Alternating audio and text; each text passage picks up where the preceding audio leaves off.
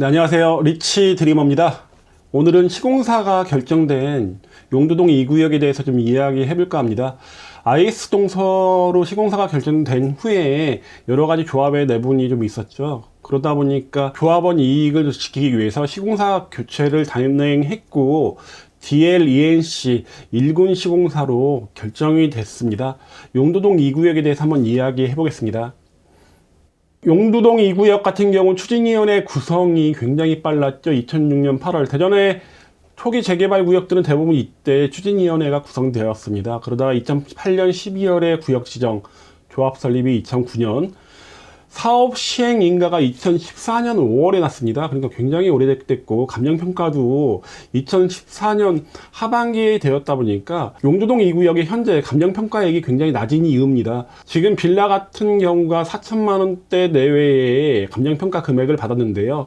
문화 2구역의 2억 초반대의 금액에 비해서는 한 1,500만 원 정도 이상의 차이가 나는 이유가 사업 시행 인가가 일이 워낙에 빨랐다 보니까 이때 기준, 그 당시에 아파트 가격이 최저점 찍었을 때의 감정평가 금액이다 보니까 지금하고 차이가 많이 나고 있습니다. 재감정평가를 할 수도 있습니다. 대신 이 재감정평가의 기준은 조합원이 100% 동의했을 때만 가능하다 보니까 거의 불가능한 경우가 많습니다. IS 동서로 시공사가 선정되고요. 사업 시행인가 변경을 2020년 8월에 했습니다. 이 당시에 643세대가 794세대로 늘어나는 사업 시행인가 변경을 2020년 8월에 했고요. 2022년 4월에 여러가지 조합 내부 IS 동서와의 문제로 인해서 시공사 해지가 이루어졌고 2020년 7월에 마침내 1군 건설사인 DL-ENC로 시공사가 결정됐습니다. DL-ENC에서는 브랜드 네임을 아나리움으로 결정했는데요. 이 아나리움이라는 뜻이 명예와 가운데를 얘기하는 미디움의 조합이라고 하는데 조금 이렇게 막 좀 파격적이지는 않은 것 같습니다. 입에 딱딱 붙지는 않는 것 같습니다. 용두동 1구역, 코오롱 글로벌이 시공하는 용두동 1구역 같은 경우에 엘센트로, 그러니까 용두동 1, 2구역이 있는 곳이 거의 대전에 지금 현재는 지도로 보면 거의 중심부에 와 있다 보니까 센트럴, 중심이라는 내용을 강조하려고 이런 브랜드 네임을 넣은 것 같습니다. 지금 용두동 2구역 같은 경우는 만약에 DL-ENC가 여러 가지 건축 규모라든가 아파트 세대 이런 거를 바꾸게 되면 사업 시행인가를 다시 받아야 되다 보니까 굉장히 오랜 시간이 걸립니다. 그러다 보니 이번에 DL-ENC 같은 경우는 웬만한 거 건들지 않고 지금 있는 조합안을 그대로 거의 갖고 오는데 약간의 변화만 주는 것으로 보여지고요. 794세대 똑같습니다. 왜 그러냐면 이게 바뀌면 사업 시행인가를 또 바꿔야 되다 보니까 그렇고요. 세대도 비슷한데 타입이 굉장히 많이 늘었습니다. 타입이 많이 늘었고요. 5구가 A, B, C 타입이 있었는데 A, B, C 타입으로 바꾸면서 세대가 좀 바뀌었습니다. 그리고 74 같은 경우도 A, B, C 타입에서 여기는 거의 비슷하게 가고요. 84가 A, B 타입밖에 없었는데 A, B, C, D 타입의 테라스 타입까지 5개로 세분화됐습니다. 그러다 보니까 아마 조합원 분양 신청은 다시 한번 이루어질 것으로 보이고요. 평면이 굉장히 좋은 게 5구 B타입, 74 C타입 외에는 모두 포베이입니다. 5구 B타입과 74 C타입이 타워형으로 투베이인 거에 비해서 나머지가 다 임대 물량 빼고 나머지가 다 포베이다 보니까 평면은 굉장히 좋게 나온 것으로 보이고요. 이 보시면 건축 규모나 동의 위치가 예전과 거의 똑같은데 좀 차이점을 두는 게 위에 보이는 루프탑이라든가 게이트 그리고 커튼 원룩 등을 좀 많이 넣고요. 테라스 세대가 이쪽과 이쪽에 이렇게 넣는 거 이런 거 약간 경미한 사업 시행인가 변경은 좀 거쳐야 될 것으로 보여지고요. 이게 조합안과 대안설계 이번에 DL-ENC에서 제시한 거 보시면요.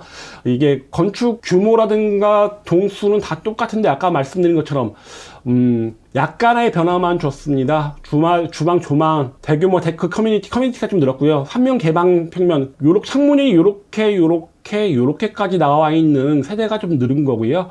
그리고 말씀드린 것처럼 테라스 세대를 넣은 것들, 이런 것들이 변화가 보여집니다.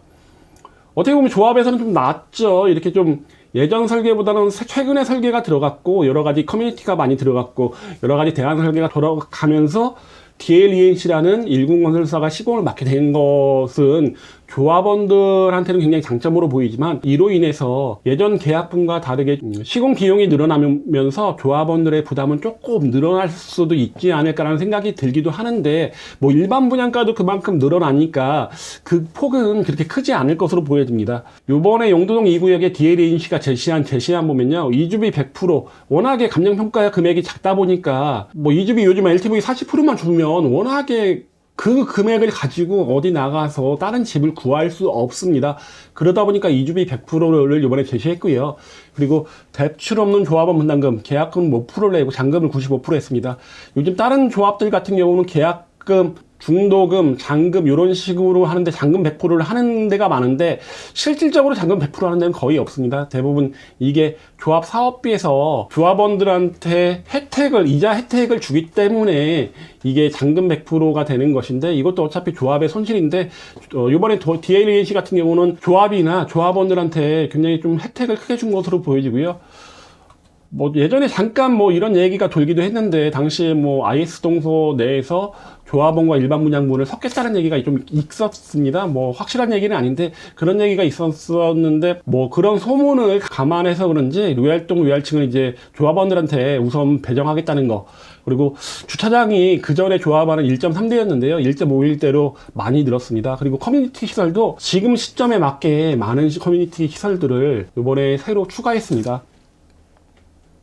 용도동 2구역 추후 사업 과정 부분은요, 관리 처분 인가를 굉장히 빨리 받을 예정입니다. 그러다 보니까 이번에 시공사를 선정함에 있어서 이전 사업 시행 계획을 기준으로 한 대안안을 제시받았기 때문에 관리 처분 인가로 바로 들어갈 것으로 보입니다. 2023년 2월이고요. 2주 철거 착공을 마치고 준공을 2027년 1월에, 2024년에 일반 분양을 할 것으로 보여지고요. 입지 보면 용도동 2구역의 입지는 굉장히 좋습니다. 우선 광역철도 용두역의 신설이 굉장히 큰 영향을 끼치는데요, 도시철도 1호선과 광역철도의 유일한 환승역이 용두역입니다. 그러다 보니까 앞으로 충청권 메가시티가 이루어지면요, 굉장히 크게 곽강을 받을 구역으로 보이고요. 그리고 대전에서 가장 관심이 많은 구역 중 한 곳이 용문 1, 2, 3과 유동천을 마주보고 있습니다. 그러다 보니 추후 아파트 가격 상승에 있어서는 용문 1, 2, 3에 물론 미치지 못할 것으로 보이지만은 그래도 뭐 80% 이상은 쫓아갈 것으로 보여지고요. 초등학교는 목양초로 가깝게 위치하고 있고요. 바로 옆에 코오롱 하늘채 L센트로 용도동 1구역이었죠. 이제 이전까지는 코오롱 하늘채가 브랜드 네임에서 용도동 2구역 IS 동서보다 더 나았는데요, 이제는 좀 역전되었죠. 용도동 2구역 DLAC가 들어오면서 오히려 시공사면에서는 더 부각될 것으로 보이고요. 지금 용도동이라든가 중춘동, 목동 이런 곳의 재개발 재건축은 거의 이제 마무리 단계에 있습니다. 용도동 3, 4구역 한 군데 빼고는 대부분 마무리가 돼 가는 추세고요. 이러다 보니 이제 주거 환경은 현재보다는 많이 좋아질 것으로 보여지고, 이렇게 아파트들이 많이 늘어나면서 서구에 아직은 못 미치겠지만은 그래도 중구에서는 지금까지 대장 역할을 하고 있던 센트럴파크 2단지 인근에 있는 아파트들보다 그것보다 오히려 신축기 이쪽이 더 많아지다 보니까 중구의 대장 역할을 이어받을 수도 있지 않을까라는 생각이 들기도 합니다.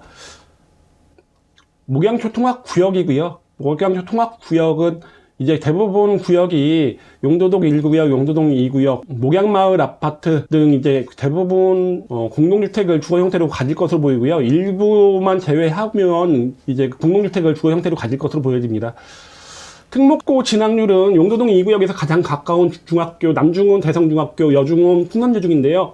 두 군데의 특목고 진학률이 워낙에 좋습니다. 대성중 같은 경우는 대성고가 자립형 사립고다 보니까 다사고로 가는 인원이 많았고요. 그래도 외고, 국제고 2명을 보냈습니다. 그 외에 중앙중, 법문중, 한밭중 같은 경우는 별로 특목고 진학 학생이 없었고요.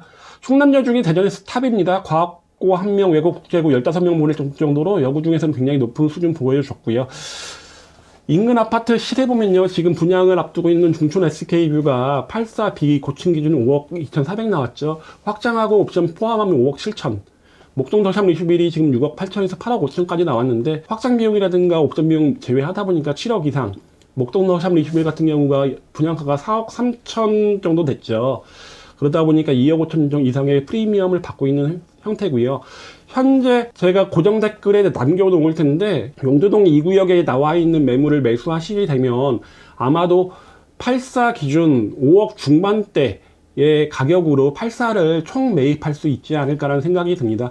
실질적으로 그냥 매수하는 가격은 현재 2억 8,500짜리 매물이 나와 있는데 그거는 제가 고정 댓글에 달아놓을 테니까 한번 들어가서 보시기 바라고요. 지금까지 대전 재개발 재건축 구역 중 용도동 2구역에 대해서 말씀드렸고요. 대전 재개발 재건축의 매물을 매도하고 싶으신 분은 위에 보이는 전화번호로 연락 주시면 제가 빠르게 처리해 드리겠습니다. 그럼 이상으로 마치겠습니다.